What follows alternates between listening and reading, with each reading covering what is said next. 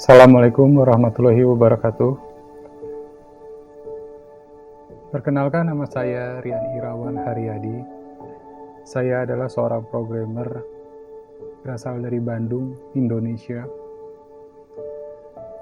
Saya baru saja didiagnosis menderita tumor di otak saya secara mendadak ya. Kemarin pada bulan November 2023, saya didiagnosis menderita tumor otak yang menyebabkan beberapa penurunan fungsi kinerja tubuh saya. Sebagai seorang programmer yang setiap hari saya berkutat di depan laptop, penyakit ini benar-benar memukul saya.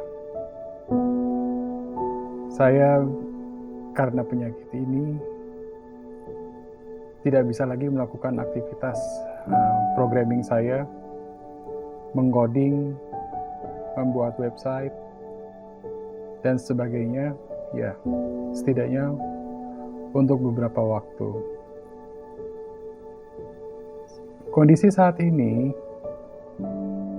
tumor itu masih ada di kepala saya, di bagian belakang, dan saya sedang menunggu jadwal operasi untuk pengangkatan tumor ini dari belakang kepala saya yang dijadwalkan di Rumah Sakit PON, Pusat Otak Nasional, Jakarta. Saya belum tahu kapan kebagian jadwal operasi saya, tetapi saya sudah melakukan segala proses, segala ikhtiar dan doa ya, supaya tumor ini bisa diangkat. Kejadian ini memang mendadak, kurang dari 2 bulan, secara misterius, dan saya pun juga menganggapnya ya ini sangat misterius, tapi saya mencoba untuk tetap ikhlas dan tawakal dan sabar menerima ujian ini. Alhamdulillah juga, tapi ya banyak dukungan dari saudara-saudara, keluarga, kawan-kawan saya. Untuk itu saya mengucapkan terima kasih sekali kepada kawan-kawan saya yang telah memberikan bantuan, doa, donasi, dukungan, support, segala macam kepada saya. Kepada kawan-kawan dari SMA 3, Kioser, kepada Aaron, Henrico, Benny, Reja, dan lain-lainnya. Juga kepada kawan-kawan dari ITB, IMAFI ITB, Fisika ITB, kepada teman-teman dari Siraru. Terima kasih banyak atas dukungan kalian. Dan juga kepada keluarga saya, istri saya yang tercinta, Fairuzia Amelia, yang selalu setia menemani saya menjalani hari-hari saya di mana saya mengidap tumor ini. Kepada adik-adik saya, Yodi dan Irwan, kepada kedua anak saya, Syaki dan Kiandra, dan tak lupa kepada sujud dan bakti saya kepada kedua orang tua saya, Papa dan Mama. Saya berharap semoga masalah ini cepat selesai. Dan untuk kalian yang telah membantu saya ucapkan sekali lagi terima kasih atas bantuannya. Dan hanya Allah yang bisa membalas jasa kalian. Oke, saya akan melanjutkan kisah podcast ini. Ini adalah podcast pertama saya yang saya buat di tengah-tengah saya mengalami penyakit tumor otak ini. Podcast ini dinamakan podcast slow. Kenapa dinamakan podcast slow? Ya karena dilakukan dengan tempo yang slow. Podcast ini saya maksudkan untuk diadakan secara berkala, bukan hanya yang ini yang pertama kalinya. Dalam kesempatan kali ini adalah podcast yang pertama. Podcast slow yang pertama. Saya ingin membagikan beberapa hal kepada Anda. Saya ingin membagikan 2 hal. Yang pertama adalah mengenai podcast Slow itu sendiri, yang saat ini bernaung di sebuah website yang saya buat di tengah-tengah penyakit ini. Nama website itu adalah slow.my.id. Kawan-kawan bisa mencek di sana. Ya. Dan yang kedua yang akan saya share adalah sebuah kesalahan yang saya lakukan, dan kesalahan kecil namun cukup fatal yang terkait dengan penyakit yang saat ini saya derita. Kesalahan apa itu nanti kita akan bahas. Baik, yang pertama mengenai slow. Kenapa podcast ini saya namakan slow? Karena podcast ini ya memang diceritakan dalam tempo yang slow, dimaksudkan agar Anda semua bisa menikmatinya dengan suasana yang santai, bersama keluarga, sambil ngopi, ngeteh di ruang keluarga, mendengarkan podcast ini. Kenapa dinamakan slow? Karena jujur, salah satu dari efek penyakit tumor otak ini adalah saya mengalami perlambatan fungsi motorik tubuh, alias slow. Saya berbicara menjadi pelan seperti ini. Gerakan tubuh saya menjadi pelan. Kemudian mata saya agak menjadi rabun karena ada tumor di belakang otak. Kemudian jalan saya juga agak susah. Kemudian bahkan ketika untuk mengetik, menggerakkan tangan saya juga agak slow. Ini yang sebabnya kenapa saya sekarang sudah tidak bisa lagi melakukan aktivitas pemrograman seperti dulu lagi, kecuali sedikit. Saya masih bisa mengcoding tentu saja, cuman saya jauh lebih lambat ketimbang saya sebelum terkena penyakit ini. Mungkin beberapa saat lagi saya akan dioperasi, tumor ini diangkat. Saya berdoa mudah-mudahan apakah saya bisa pulih seperti sedia kala. Saya tidak slow lagi. Itu harapan saya, walaupun saya tidak tahu apa akibat dari operasi nanti. Tapi karena saya menjadi slow, itu sebabnya podcast ini saya namakan podcast slow. Karena walaupun saya berbicara slow, mudah-mudahan Anda semua masih bisa menangkap kata-kata saya, apa yang saya bicarakan. Mungkin saja nanti kita akan membawakan tema-tema menarik. Kebetulan saya adalah orang IT, saya seorang programmer. Saya ingin sekali men-share hal-hal mengenai pemrograman, teknologi tinggi, artificial intelligence, big data, ChatGPT, ya, dan segala macam mengenai hal teknologi IT ya. Saya juga suka membahas agama, sosial, masyarakat, ekonomi. Ya, banyak hal yang ingin saya share, dan mungkin nanti saya akan mengundang teman-teman juga untuk mengikuti podcast slow ini. Walaupun saya harap teman-teman maklum karena bicara saya slow. Tapi itulah intinya kenapa podcast ini dinamakan podcast slow. Slow bukan berarti lambat. Dia hanya tidak terburu-buru. Slow harus mengejar ketepatan waktu, keefektifan bicara. Karena saya tidak memiliki banyak waktu untuk berbicara. Karena slow ini, saya melihat dunia itu seperti slow motion. Jika orang lain mengalami suatu kejadian dalam 5 detik, maka bagi saya kejadian itu saya alami dalam 10 detik. Waktunya lebih lama.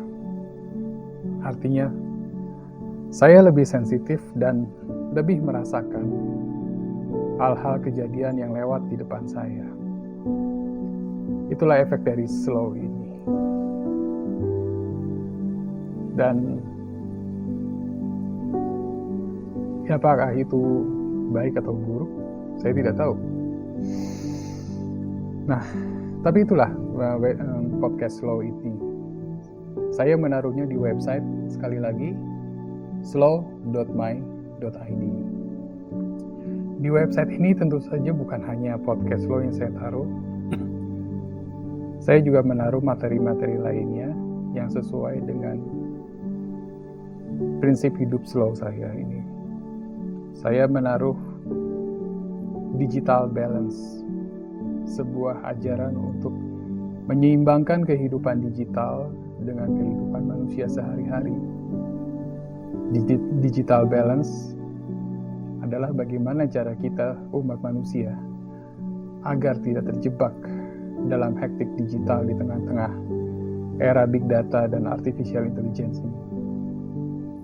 Kita nanti ada program pelatihan seperti digital detox, puasa digital, untuk memulihkan kita dari serbuan gelombang frekuensi digital. Yang mungkin kawan-kawan boleh tahu bahwa serbuan frekuensi digital itu dapat mengakibatkan resiko seperti yang saya alami. Tumor otak ini. Mudah-mudahan kawan-kawan tidak sampai mengalami apa yang saya alami. Kecil memang kemungkinan teman-teman bisa terkena resiko seperti saya, karena teman-teman tidak sepeka saya. Otak teman-teman tidak sepeka saya dalam menerima input frekuensi digital.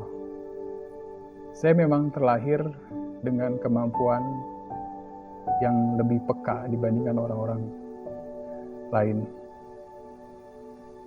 Saya sering mengalami insomnia karena ketika saya tidur, gelombang frekuensi digital yang dipancarkan dari seluruh alat komunikasi itu masuk ke dalam otak saya dan menyebabkan saya susah tidur, terutama kalau di kota-kota besar seperti Jakarta, di mana sinyal-sinyal BTS itu pada malam hari justru malah semakin kuat karena tidak dipakai. Oke. Kemudian yang ketiga, saya juga memuat ideologi minorisme-rianisme, yaitu sebuah ideologi yang merupakan bentuk perlawanan dari kaum minoritas kreatif kepada hegemoni dari big data dan artificial intelligence. Apa itu penjelasan dari ideologi minorisme-rianisme? Kawan-kawan bisa lihat sendiri di website. Dan yang terakhir, saya juga men-sharing mengenai IT. Proyek-proyek IT yang saya lakukan, impian proyek IT ke depannya, dan proposal kerjasama yang pengen saya ajukan ke teman-teman barangkali tertarik untuk kita berbisnis IT. Karena kini saya harus melakukan banyak perubahan dikarenakan saya sudah tidak bisa lagi mengcoding karena keterbatasan fisik saya. Tapi alhamdulillah otak saya masih bekerja. Saya masih bisa merancang, mengkonsep materi-materi pemrograman dan teknik informatika. Mudah-mudahan suatu hari nanti kita bisa kerjasama.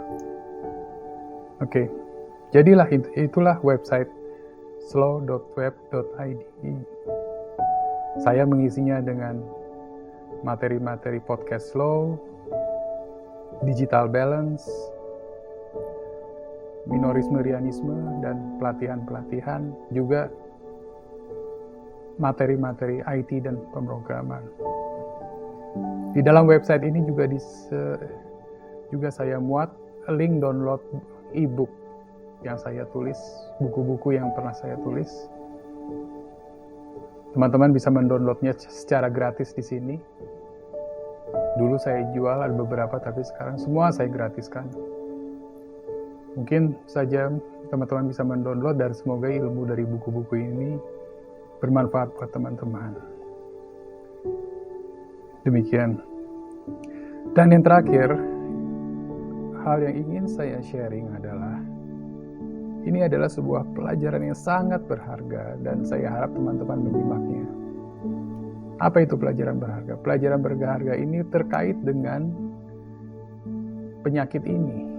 Dengan saat saya mengalami penyakit ini, yaitu apa? Yaitu mengenai BPJS. Serius, ya. Saya pertama kali ketika didiagnosa penyakit ini tanggal 20 November lalu 2023. Saat itu BPJS saya sudah mati. Saya nggak ada BPJS. Anda bayangin, penyakit tumor otak saya menderita dan saya nggak ada BPJS karena sudah mati. Akibatnya apa? Akibatnya selama seminggu perawatan di Rumah Sakit PON dan sebelumnya di Rumah Sakit Hermina Yogyakarta, saya terpaksa membayar sendiri, memakai biaya sendiri. Na'udzubillah min dzalik. Alhamdulillah banyak bantuan, banyak donasi saat itu. Tapi itu tetap saja sebuah kesalahan. Seandainya dari dulu saya tidak lalai mengurusi BPJS untuk saya dan keluarga saya, mungkin saya tidak perlu seperti itu. Mungkin saya tidak perlu keluar banyak uang dulu di depannya. Tapi karena saya lalai mengurusi BPJS dari beberapa tahun yang lalu, sejak saya terakhir kali bekerja, kemudian saya berusaha sendiri, seharusnya saya sudah mengurusi BPJS itu, tapi nggak saya lakukan karena saya punya kesibukan yang lain. Padahal itu adalah hal yang urgent walaupun tidak mendesak ya. Akibatnya saya rasakan kemarin. Seminggu pertama saya dirawat di Rumah Sakit PON Jakarta, biayanya adalah sendiri. Baru kemudian istri saya, ya bersamaan dengan itu, istri saya tuh mengurus BPJS, mengaktifkan lagi BPJS, tapi ada masa tunggu 2 minggu. Akhirnya berhasil juga kita mengurusi BPJS. Saya masuk ke Vaskes di Jakarta. Saya masuk ke Vaskes di Pondok Gede. Kita sekeluarga berempat masuk BPJS kelas 3. Dan akhirnya sekarang dengan menggunakan BPJS, saya akan melakukan operasi otak ini. Kemarin saya sudah berhasil mendapatkan rekomendasi dari Vaskes 1 Pondok Gede dan Vaskes 2 Rumah Sakit Hermina. Rekomendasi dokter untuk melakukan operasi pengangkatan tumor. Tadi pagi ini 12 Desember 2023, saya bertemu dengan dokter bedah saraf saya, Dokter Hakam. Ya, dan di situ ya atas bantuan teman-teman dari SMA 3 juga, bantuan teman-teman Kioser, ya alhamdulillah jalan saya menuju operasi otak ini seperti dimudahkan. Saya tinggal sekarang melakukan pemeriksaan ke 4 orang dokter spesialis sebelum dioperasi.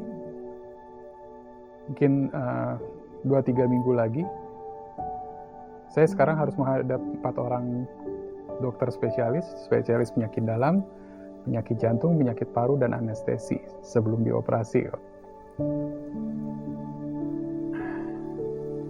Mudah-mudahan saya segera mendapatkan giliran operasi pengangkatan tumor saya di kepala ini. Alhamdulillah juga sudah menggunakan BPJS untuk operasi nanti. Seandainya saja BPJS tidak bisa saya lakukan, maka saya harus membayar sekitar, ya untuk biaya operasi ini, biayanya adalah sekitar 1 mobil Avanza. Anda bayangkan betapa pentingnya BPJS. Inilah pelajaran yang kedua yang ingin saya share.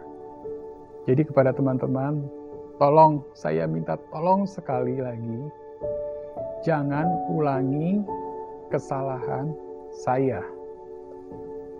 Daftarkan diri teman-teman dan keluarga teman-teman ke BPJS segera.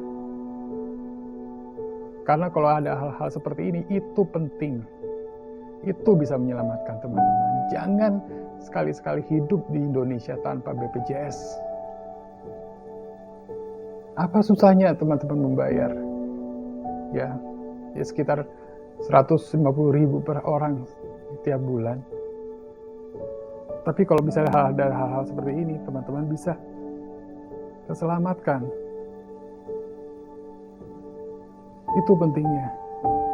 Jangan sekali-sekali meremehkan BPJS.